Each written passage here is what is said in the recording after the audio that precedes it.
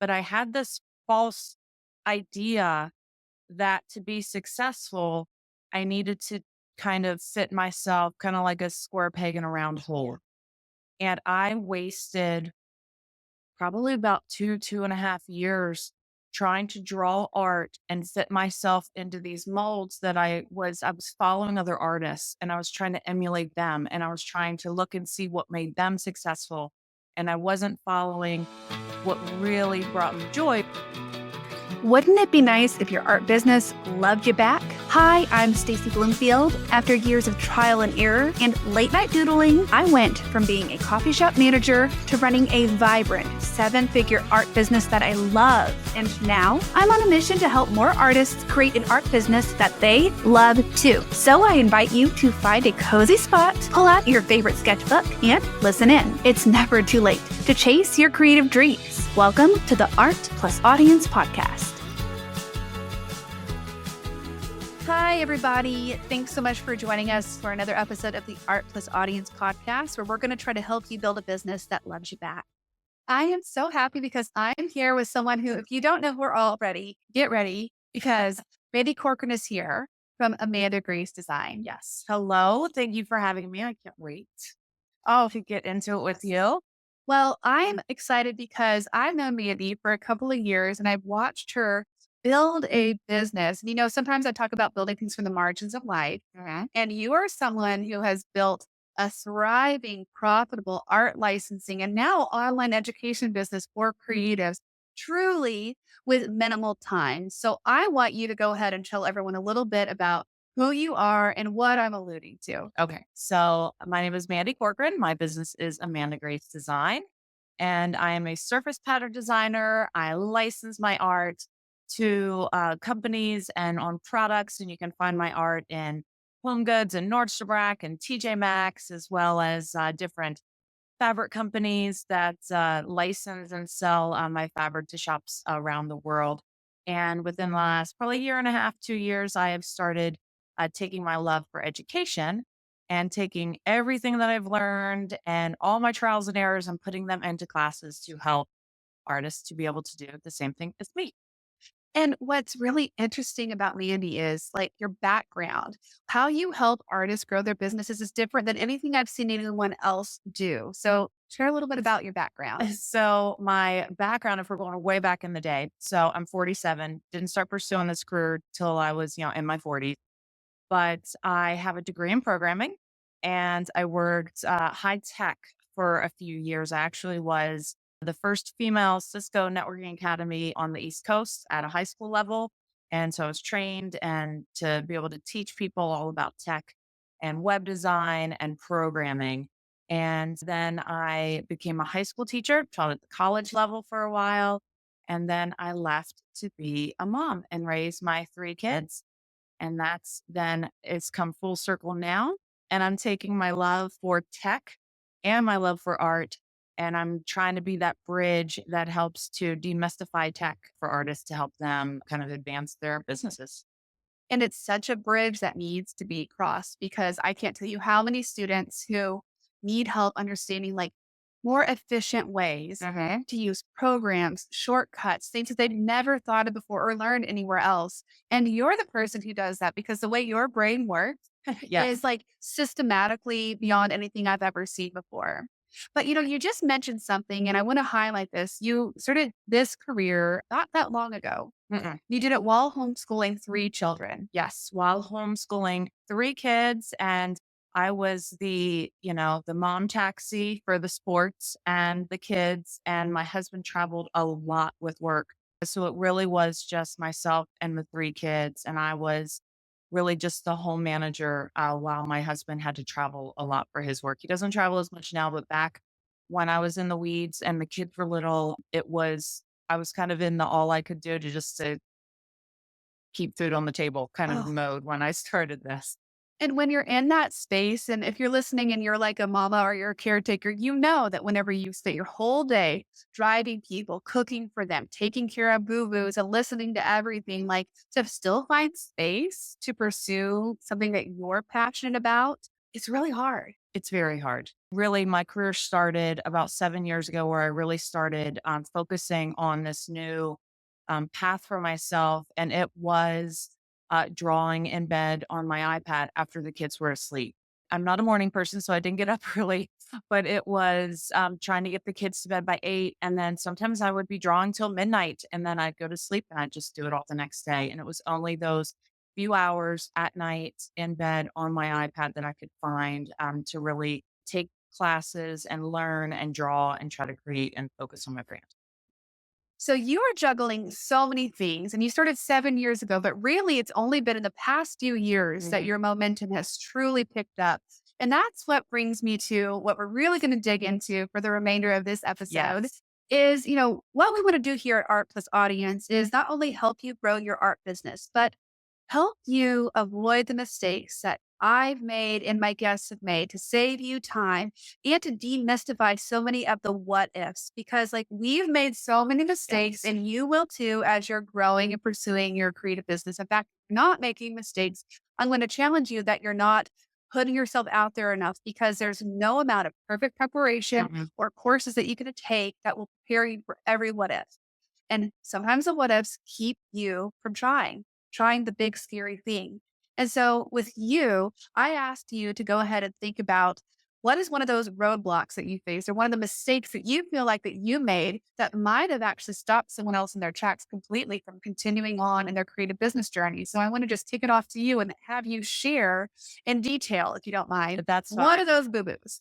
So, yeah. So when I started about 7 years ago, I'd come from programming. I'd come from web design.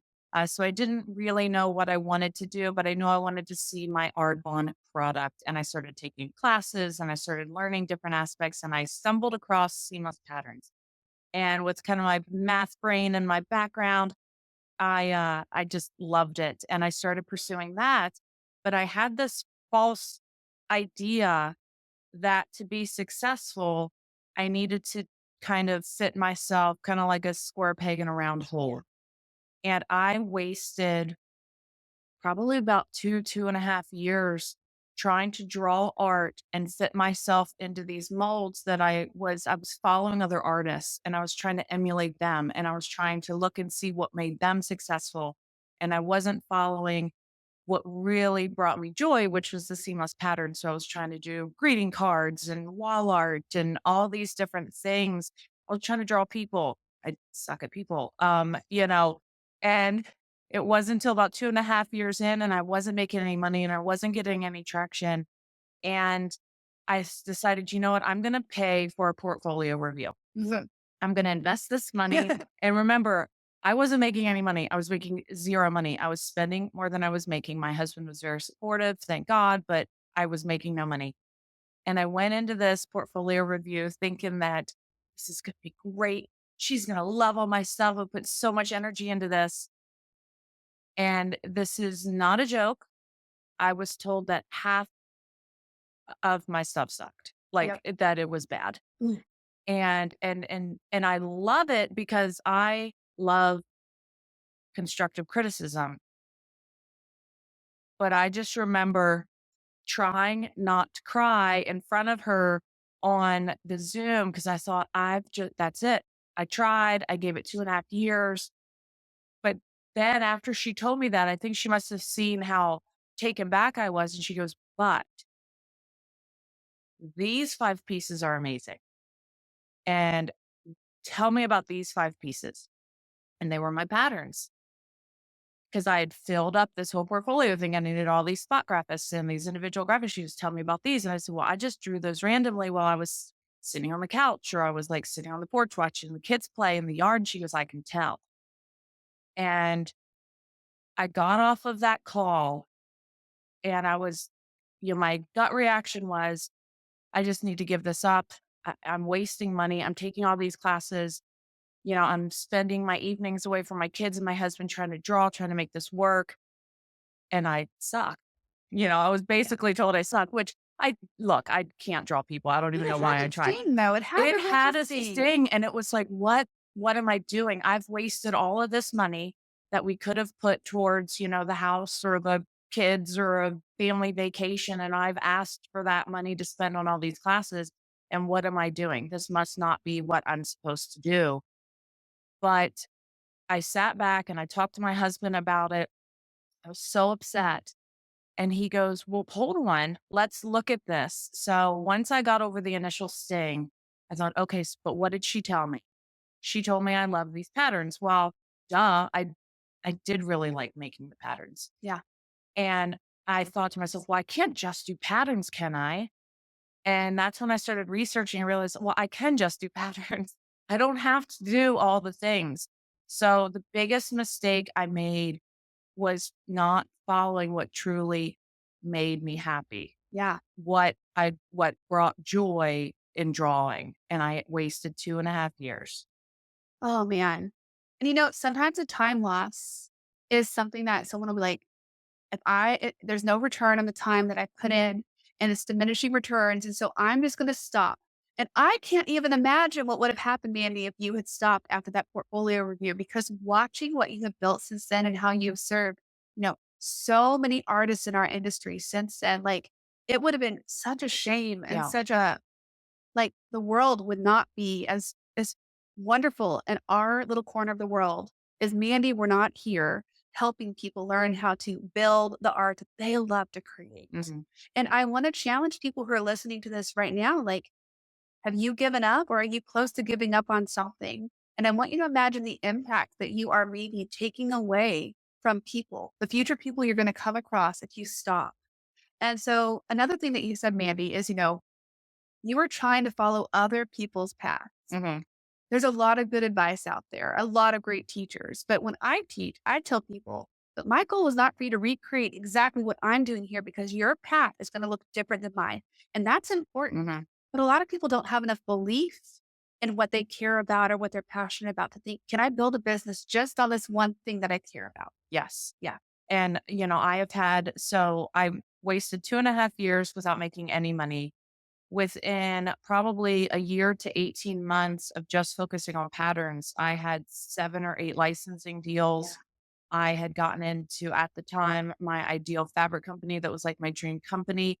So in less time, once I started focusing on what I enjoyed making, everything started falling into place. So, it's about figuring out what you want to do and knowing that there's a place for that, even if you think that you have to be all the things. If you enjoy just flowers and you don't want to draw unicorns and Christmas stockings and everything else, just draw flowers, because I've had licensing clients and I've had students that tell me that the reason they keep coming back to me is because I'm authentic Yeah.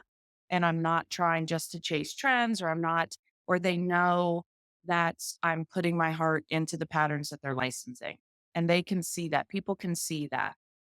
And what's interesting is like when you're enjoying what you're making, obviously it comes through because people often ask about like, well, what's my style as an Mhm. artist, or what's my voice, or how will I know if I'm hitting the nail on the head with my art, and how can I build an audience? It's exactly what you just said. All the problems that so many artists have comes back to like, do you even love what you're Yeah. creating? Then you don't even have to think as hard about like, well, what, who am I going to attract? Or like, Right. what kind of audience am I building? You're so authentically in your zone of genius that then it just can't help but like be magnetic. Correct. And, unfortunately, nowadays, there's a lot of these vanity metrics that people try to Yeah. chase. And it's, person can't be successful because they only have 5,000 followers or 250 followers on Instagram versus this person. But all of those followers don't mean licensing deals Nope. and they don't mean customers. So worry about the quality of your art, worry that what you're making is true to you and the customers will find you, whether you have that vanity metric on and the large Instagram followers. It's not going to matter because Instagram followers don't pay the bills. Nope. Licensing people do. It's absolutely true. And, for a while with my licensing career, I was known for being like really, really prolific and good in one area. Now, for me, I have expanded my portfolio because for the path I'm on, it makes sense, but also it excites me. Whenever I have learned how to draw people, like on the contrary, it's because like there was a challenge to do it. And I was like, challenge accepted. And for me, sometimes when I avoid things, subject matter, it's because I'm actually terrified I'm going to be bad at it. So for me, it doesn't mean that my whole portfolio is going to be filled with the thing I'm experimenting with. My best work and your best work is what needs to be in your portfolio, right? Yes. More important than any specific category. More important. Your best work. Yes. Yeah. Yeah. And, don't compare my first pattern to what my patterns look like now. Yeah. Miles apart. Miles apart. Miles apart. So it's not going to come immediately on the first day. You're not going to have that piece of art, but keep trying, keep working at it. Even if it's at 10 o'clock at night while your kids are asleep, just keep practicing and the style will come and the patterns will come or whatever, path you're following will come based on just the hard work that you put into it and the joy that you get out of it. Man, the last thing I want to hit on, Mandy, before we end this episode is you were in a position where you weren't making any money, but you went to an industry expert and paid them to give you an honest critique. How many of us think we want an honest critique? We think we do. Yeah. But really what we want is for them to say, you're going to make it, sweetie. You're doing it. It's all happening for you. Like that's what we feel like we want. But what we need is that honesty from someone who's going to help you be better. But you invested and paid for that portfolio review, even though it hurt so much at the moment. And I just want to call that out because I think for a lot of people, if you feel like, man, I've invested this thing after thing that's not happening, like it can feel impossible to go seek out criticism. Yes. Especially. Yeah. Yes. And the funny thing is, it's this person that gave me this criticism now, her and I are friends and she follows my career and she cheers me on. And, I always joke with some of my students that it's like that singer on American Idol who's been told their whole life that they're an amazing singer and they can't sing. If you want to succeed, you need to be able to ask for criticism and receive criticism in a way that will help you grow. And so I didn't realize it at the time, but that devastating moment, if that wouldn't have happened, I might not be where I am today because I probably would have continued to follow the path of trying to just, squeeze myself into that round hole. And it wasn't me. Mandy, thank you so much for just sharing honestly about your journey. And the call that I have for all of you who are listening to this episode is I want you to think about the artwork you're making and why you're making the artwork you're currently making and what's in your portfolio. Are you trying to follow someone's like path to a T, or are you actually prioritizing the things that you're good at and that you care about creating?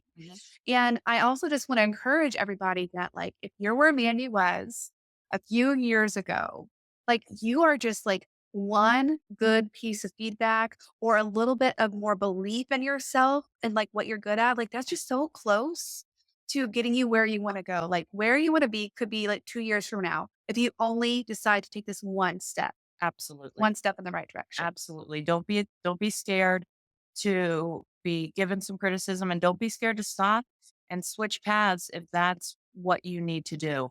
Because if the goal is to be successful, you have to keep following that dream. Absolutely.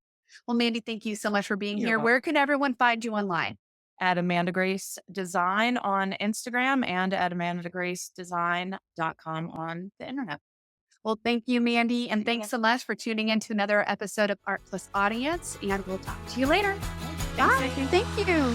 Thanks so much for tuning in. Hey, could you do me a favor? Could you subscribe to this podcast and then share it with one of your best art friends? I'd really appreciate it. And then head on over to Instagram and follow me at the Leverage Your Art account. And you can keep up with all of our future episodes. Thank you so much for your support. It means everything to have you here listening and learning. Bye.